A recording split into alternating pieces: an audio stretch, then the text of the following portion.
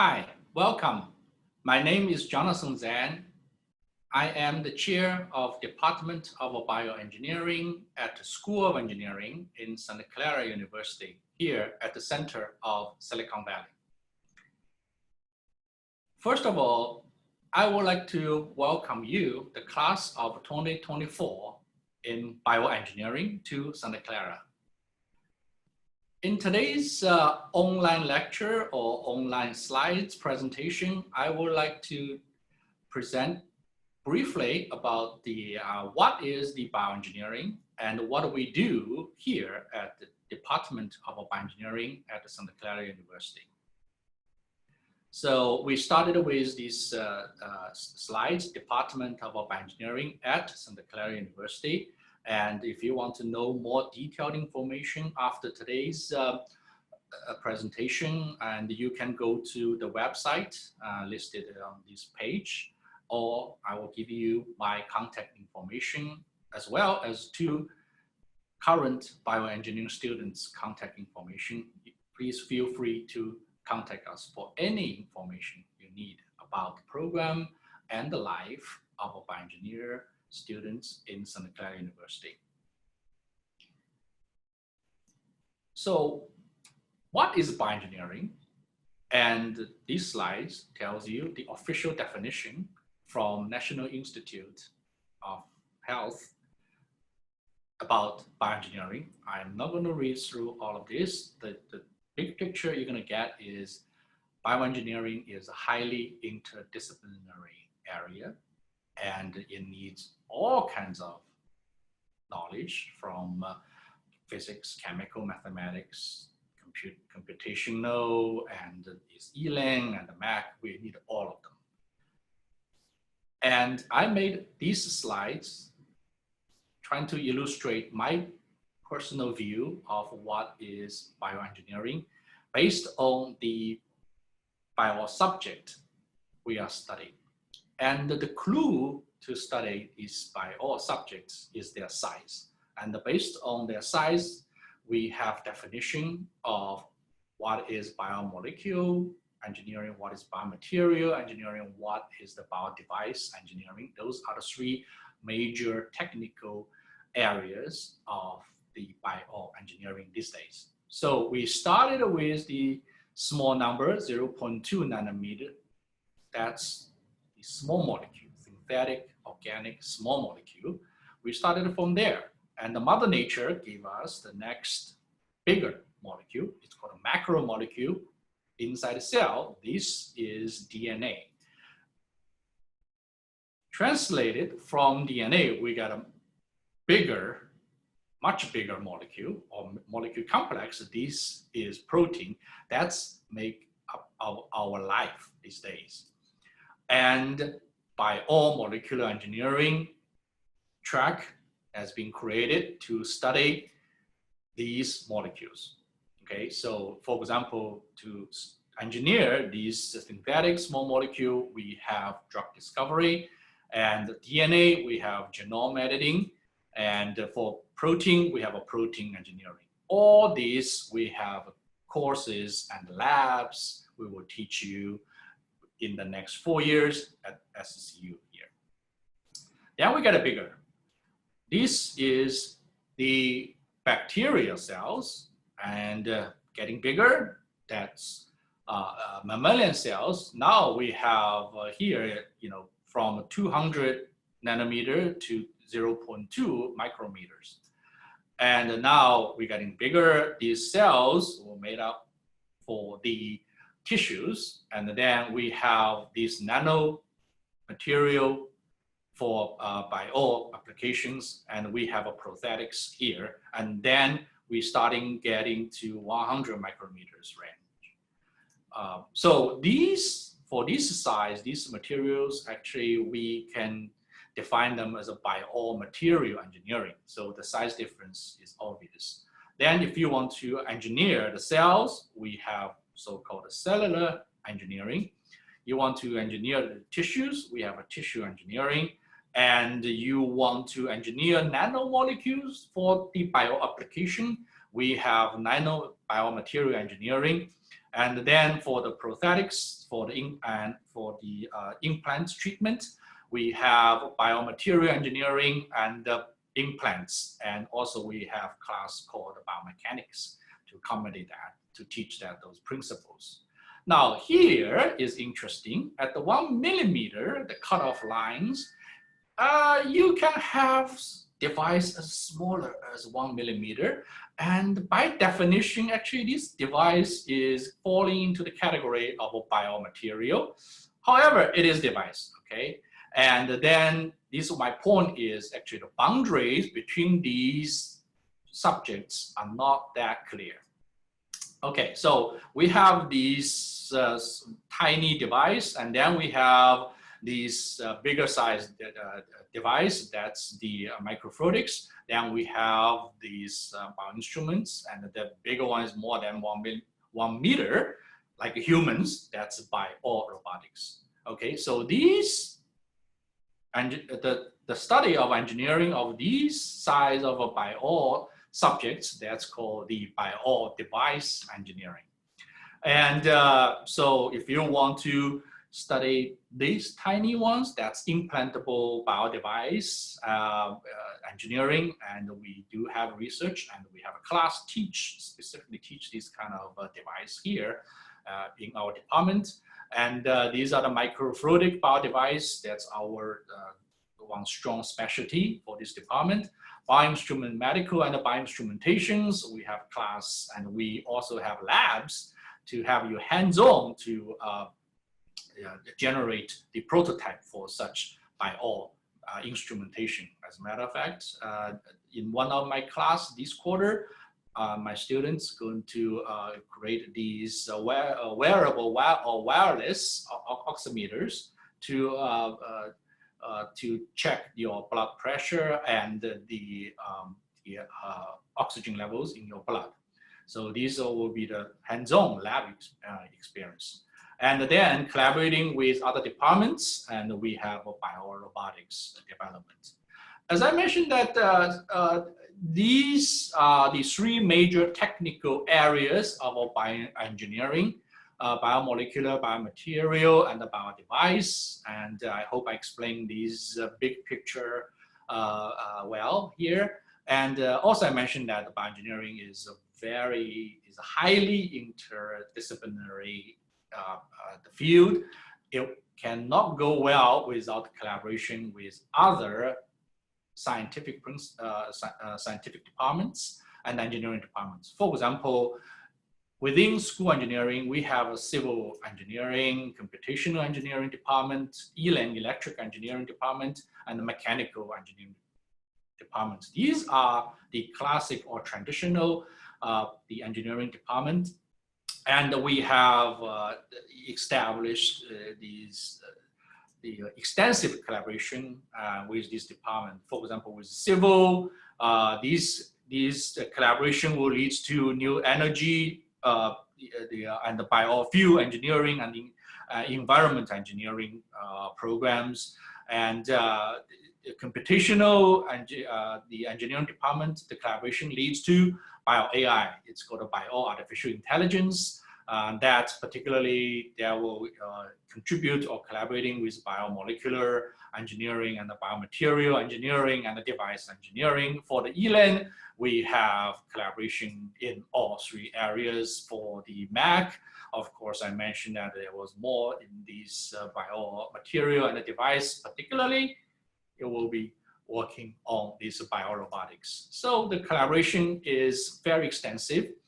And then if you want to say, oh, okay, we want to train a whole bioengineer here, what's up here is the technical aspect of a bioengineering, and the whole bioengineering cannot be said in this way until we also teach you the elements of the experiential, the experience or soft skill sets of the bioengineering. So for example, the class curriculum also include these management, engineering management, leadership, and you will be trained in this biotechnology legal and IP issues, as well as the policy and the government regulations. These things are very, very important. And then once you grasp all these principles and the knowledges, and the SCU or Santa Clara University is very strong about entrepreneurship mindset. And there's a lot of opportunity and the programs here to encourage students to think about as an entrepreneur, to innovate, to create with a mission. So these are the big picture of what is bioengineering, and a little bit more specific, that's what's going on of the Department of Bioengineering at Santa Clara campus. All right, so in the real world, bioengineering, you will see it's everywhere. So bioengineering, I would like to say, bioengineering save lives. Okay, so this is one of the example. That is, we using the gene and the cell therapy, or you can say genomic editing and the cellular bioengineering. I just mentioned in the previous slides. As a matter of fact, in the real life, it has been engineered as a new way of therapy and save the child's life, like Emma, from the deathbed, and she is living happily after. And these are the vaccine development. There's been, especially we are right now, we are in the unprecedented, difficult times about the coronavirus pandemic. And everybody probably heard from the news, there's a vaccine, they're generated, really pressed for the vaccine and the antibody therapy or immune therapies for these, to treat these pandemic. And these actually the principles and it's all falling into the bioengineering category. And of course, there's protein medicine, and we mentioned that the protein engineering, there are protein engineering being made and to create the protein drugs. For example, human insulin is the result of biomolecular, specifically protein engineering. Okay, so having said that, in the real life, there can be a lot of the approaches and a lot of outcomes for the bioengineering studies. I call that a diversity in bioengineering. What you can be after you graduated from these programs here, there has been, you can become bioimaging engineer, validation engineer, vaccine development scientist, manufacturing development engineering, and the regulatory specialist, biostatistician, and there has been a lot of career outcomes after you graduated from this program. And these I'm listing here is because my students from this department, before they got a job, they're working on this area right now. So it's a very diverse the area of the for the bioengineering. So speaking of the employment and outcome, after you graduate from this department, you can, number one, you can go to working in the company. And I am just using the last year's data from California Life Science Association about the biotechnology employment. This is the map of California, and the green area is our Bay Area. We are in the center of right here, right? So Bay Area, so total last year in California, we see 311,000 jobs for the biotechnology jobs. As a matter of fact, compared to computer jobs here, which is here, is only 215,000 jobs. Actually, by all our life science industry jobs surpassed the computer jobs last year. Okay, and if you look at these charts of the colors here, Bay Area has the most offers of these biotech jobs in the entire California. Okay, and the wages, actually these are listing here. It's not not bad actually. And I can just say 2 years ago, I have first Bio-E undergraduate student, and after she out of this, right up out of she graduated from the program, she got a 6-figure salary. So somewhere along here, okay. So that's the employment. If you really want to go to industry, start a job. Another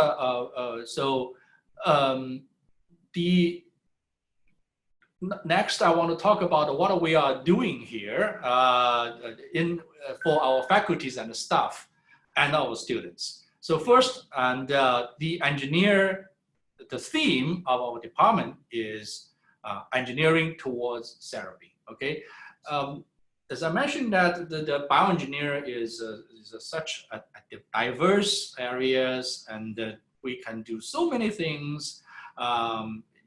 But as a department here, and we really want to be focused. We want to focus on anything related to the therapy. Okay, it can be the therapeutic treatment. It can be therapeutic, the diagnosis, and for that can be either the therapeutic device or a diagnostic device, bio-device engineering. So that's something we want to do.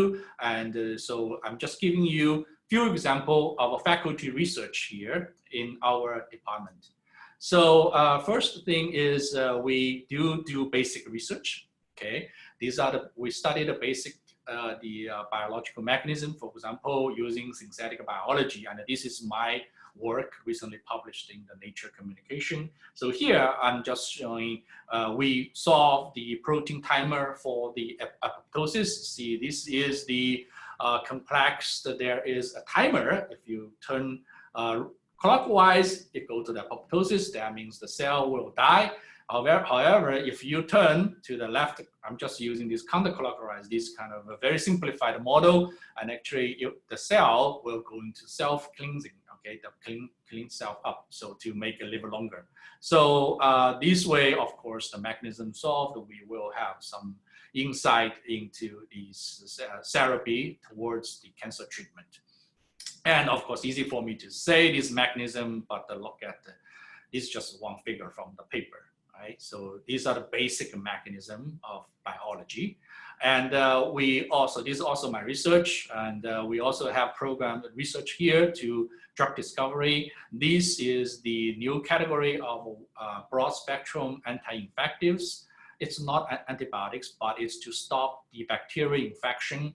And based on what we know about this sortase A, and we did a high throughput screening about the drugs, and these are the small molecules, and we kind of figured out what's going on, how these interact with these drug candidates. So I'm just showing the movie here very briefly, and you can see this is the pocket of the active site, and this is the drug candidate that really sits into this these active sites here, and it can be, it's not drug yet, it can be the drug candidates for the future study.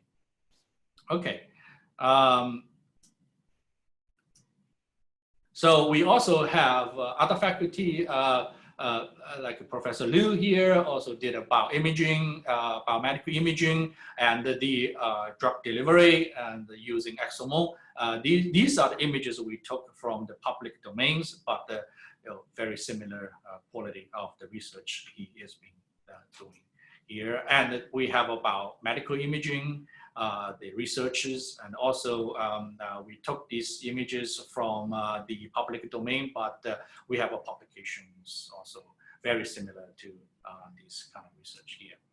And we have a medical device and implants, and the faculty is doing research on this part, and we have these biomedical and physiological modelings, and we even have as I mentioned that before, we have a class to teach this one specifically too. And Dr. Emily Ratti is doing these wireless or wearable bio-device engineering. So for example, here we have the handheld applications, and the idea is to do this. It's falling into the category of diagnostic therapy. That's also matches the theme of our department. And we have these artificial the organs and the tissue engineering. Dr. Prashant Asuri is active on this research. The department is traditionally very strong in the microfluidics and about MEMS engineering. Dr. Ashley Kim is been running this research for a while, for years. And this is the new one we recently coming up, led by Professor Yulin Yan. That's the BioAI. It's a bio artificial intelligence. So basically, AI is the words on the Bay Area right now. We really want to cross between the computational artificial intelligence with the bioengineering, and we're hoping to provide the platform for the precision medicine, so on and so forth. It's a very active area.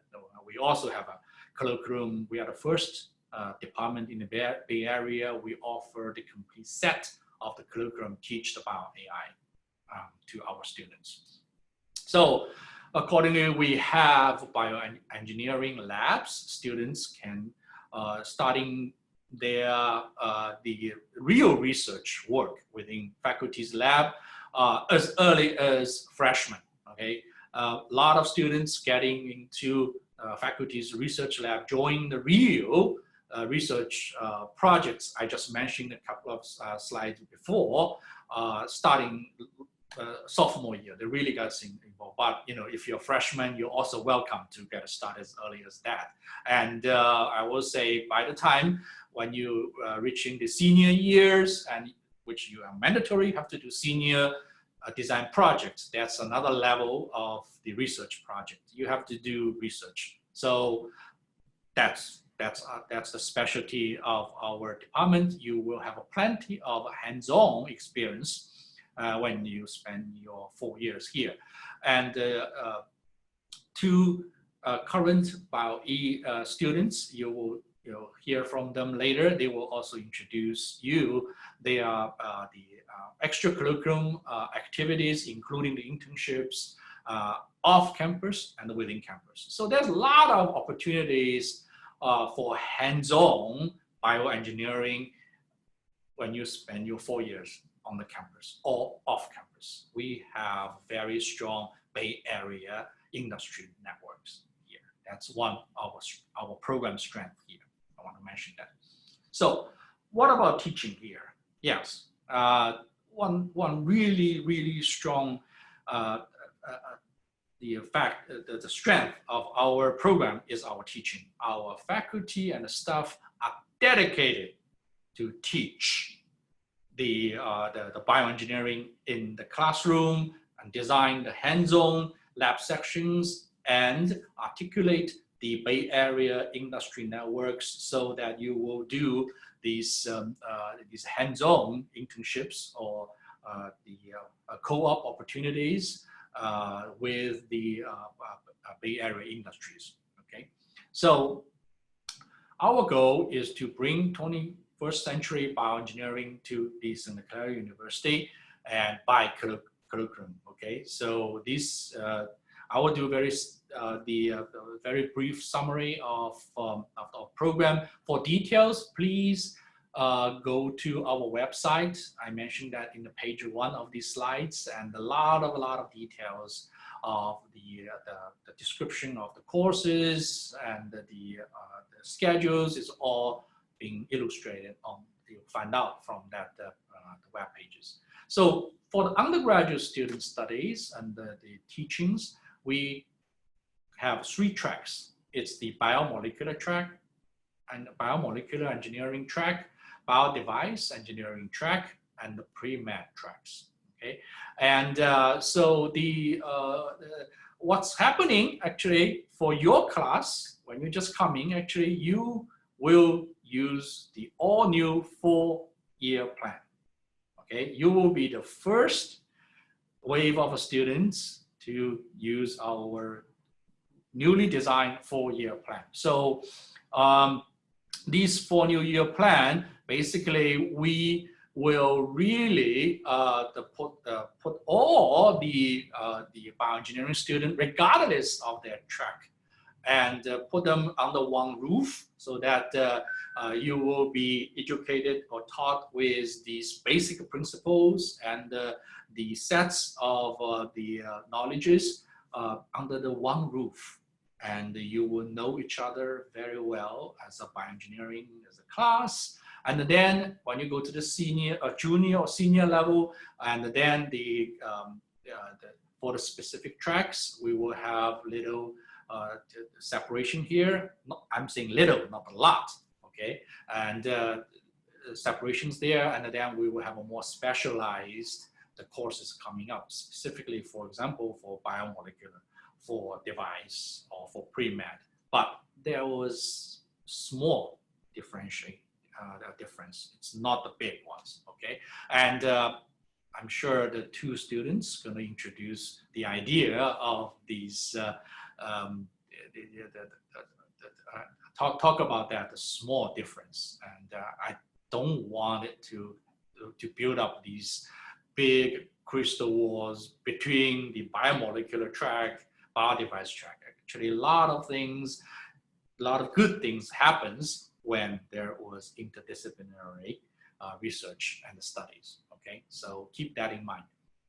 And I got a lot of the questions previously about the accreditation, and here I just want to take advantage of this opportunity to say it is our department's decision, and then we will not go with ABAT, okay?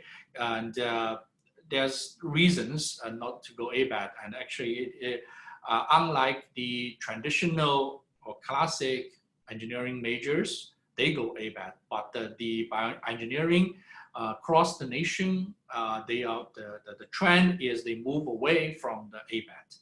Okay, and for us, the department will have been reviewed and comply with so-called WASC. Okay, the WASC is the abbreviation is the accrediting commission for schools, Western Association of Schools and Colleges. Okay, and this is a world-renowned accrediting association, and this one is. I just want to say this is more vigorous than ABAT, and the program under WASC, the curriculum, the content has been reviewed every year by WASC. Okay, so this is more stringent, more vigorous accreditation. We've been doing that for years. Okay, so we will not go for the ABAT. We go with WASC. Okay, so these are the examples. I don't want to go through every single one of them. I'm just saying there has been senior design, there has been researchers, and these are the examples of the projects our students have been done with the senior design capstone project. You have to do that in your senior years in order to graduate. So everybody is mandatory to have a research experience, right? So there's varieties of projects every year, and you can do that in-house with our faculty. You can also work with our industry collaborators off campus. Okay, so there's plenty of good projects to select from. And our students did a wonderful job of their research, and their research has gone to the publications, real publications, and they have gone to the national and the international conferences to present their work. So these are examples of few of those conferences our students have been attended and presented.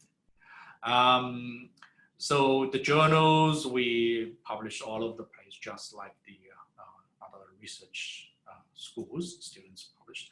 And we also have a lot of collaborations, not just with the Bay Area industries, we have international recognition. So for example, we have international summer exchange program, and we send our students, that's me, and go to Shanghai, China in the summer. This year we go there and we learn from their pharmacy, school of pharmacy. Next year, their students come to our university to learn biology. And this culture exchange and curriculum exchange, there's a lot of interesting things happening. Our students are really happy about that. Okay, so where are our students, you're wondering? So for the industry, we have 54 strategic partners in the Bay Areas. These are just a very few examples where our graduates working there right now. They have a Genentech, they have working at Imagings, they have NASA's, they have Google's, the Strikers, Intuitive Surgicals, they are everywhere. These are the industry jobs. And we also have our graduate students, if they choose to pursue their academics, they already in the PhD programs in these tier 1 universities, all over the place. And I also mentioned that because we also have a very successful pre-med track, and our students have no problem to get into these the UCLA medical schools, Stanford medical schools, Stanford medical centers, and they're also in these top tier medical schools across the nation. So you will see there's a lot of SCU alumni in this nation. They're doing very well. Okay, so I'm going to stop my presentation here, and I wish I could, in the same classroom with you and answer the question face to face, but because of this unprecedented pandemic of coronavirus, and we can't. So, but I provide you here. If you have any questions, please feel free to write to me. This is my email address. And shortly, there's two undergraduate students, Emma and Seamus. They will talk to you about the life of a bioengineering student in Santa Clara University. And please feel free to contact them. These are their email address. Okay, and I would like to wrap up by saying thank you, and I'm looking forward to seeing you. Bye.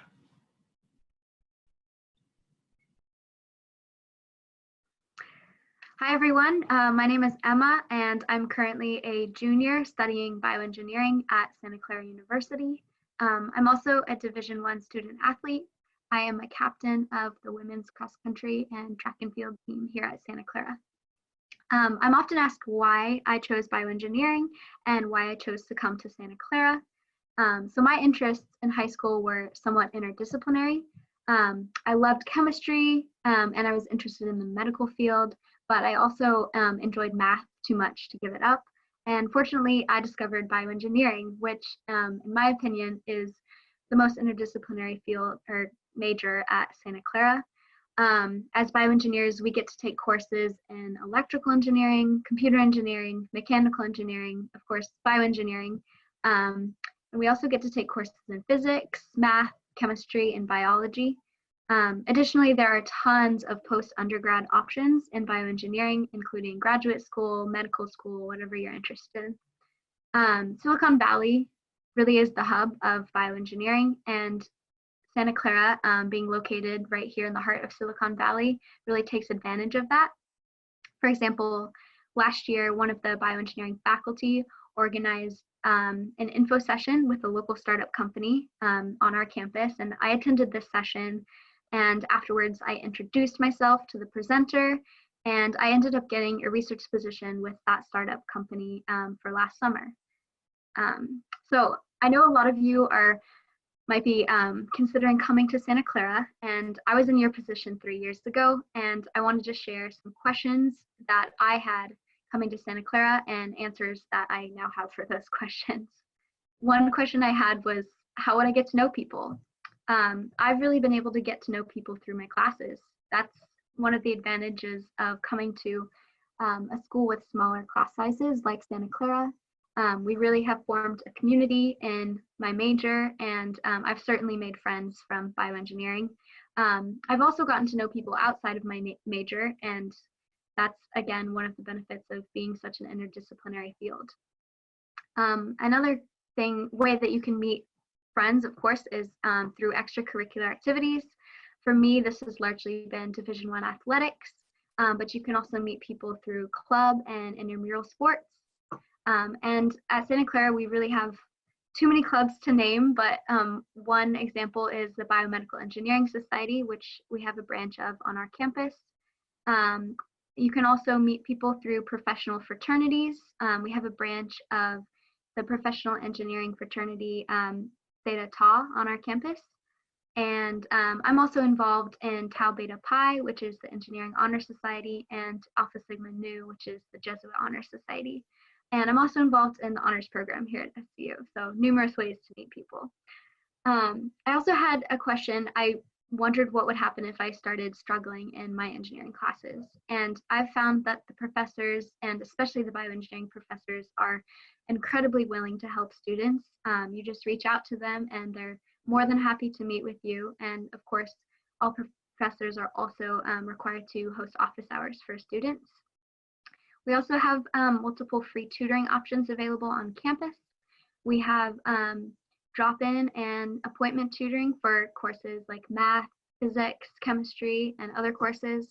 And additionally, students in Tau Beta Pi, which is the Engineering Honor Society that I mentioned earlier, they offer free tutoring for virtually every upper division course in the engineering school.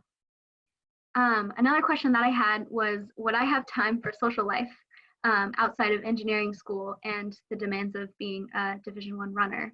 And I've found that I really have. I have a job with the tutoring center, and I'm also able to pursue my passion for climate action and environmental justice as a food systems fellow with the Center for Sustainability on campus. And I've also been able to be a TA for honors classes outside of the School of Engineering. So even with these additional responsibilities and with being captain of my team, I've still been able to connect with my teammates and friends, and I've been able to explore local restaurants, take hikes in nearby open spaces and preserves. I've been able to take weekend trips to San Francisco and participate in marches in San Jose, and really just make lifelong friends at Santa Clara. So I hope this gives you some insight on your decision, and please feel free to reach out to me if you have any questions that I didn't answer. My contact info, you can email me at emccurry@scu.edu. Thank you, and I hope to see you as a Bronco.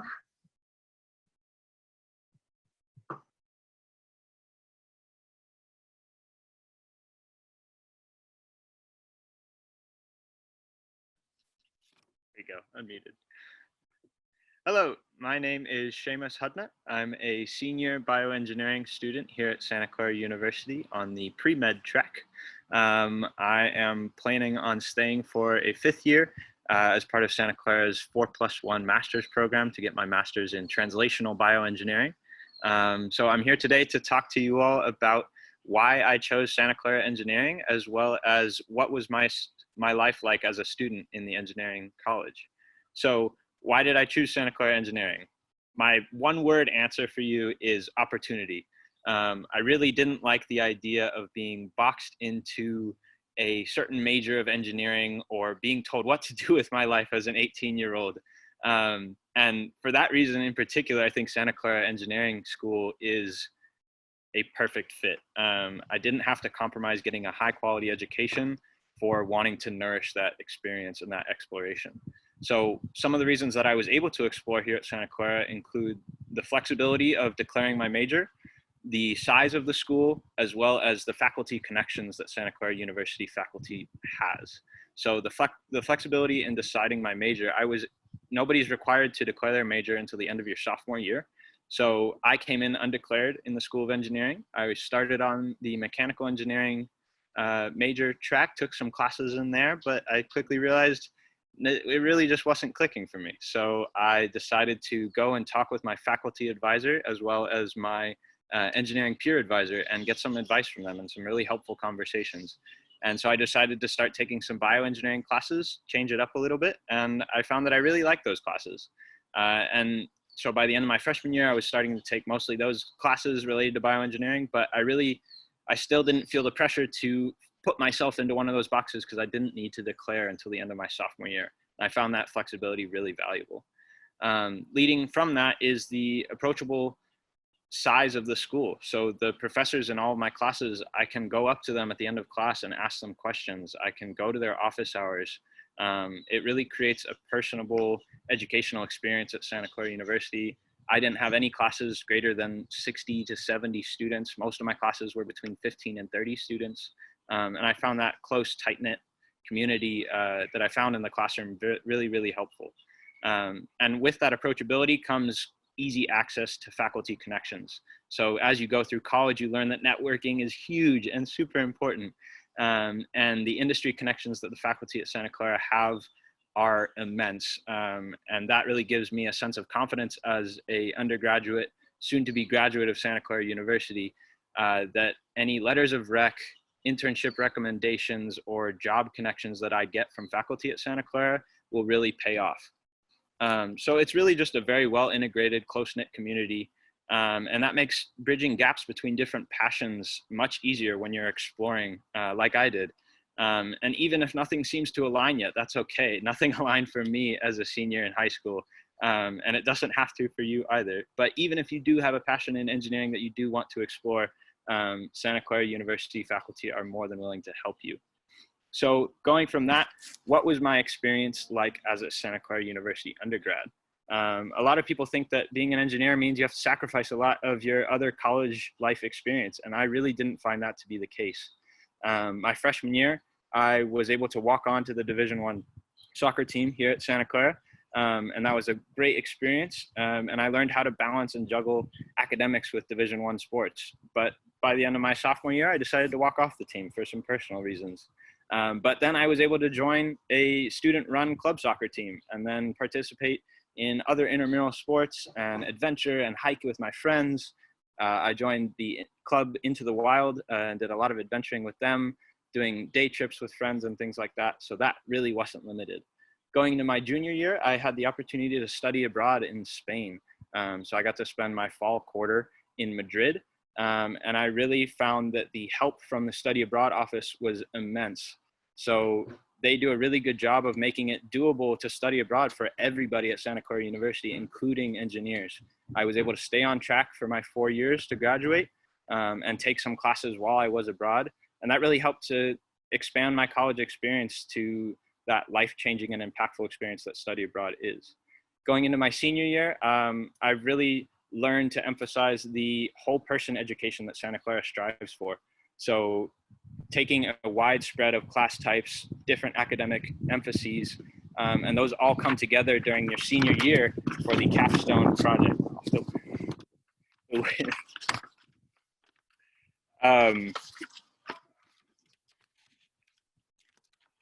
Sorry, I need to fix. And so during my senior year, I was really able to emphasize the whole person educational experience. And this was mainly due to my senior design project, where I was able to integrate a wide interdisciplinary spread of classes. So my senior design project is with building a low-cost prosthetic hand, which I think is really cool. And I'm able to practice my well-rounded education with talking to doctors, talking to amputees, talking to medical and engineering professionals, and knowing the anatomy of a hand while at the same time having to build a circuit and the mechanical components for that mechanical hand that I'm building. So it's really just bringing everything together that I've learned at Santa Clara and putting it all into one really strong piece of work that I can be proud of as I graduate. So that leads me here today to talking to you about my experience at Santa Clara. So I hope this short video helped you. I hope that one of the opportunities that myself, Emma, or Dr. Zhang talked about really resonated with you. I remember being in your shoes 4 years ago with lots of questions, lots of concerns, lots of excitement. And I really wish I could have met all of you in person and answered your questions face to face. But as of now, I hope you can reach out to us via email. You can find our contact information at the end of Dr. Zhang's slide. My email is shudnut, HUDNUT, @scu.edu. Please reach out with any questions you have. Thank you.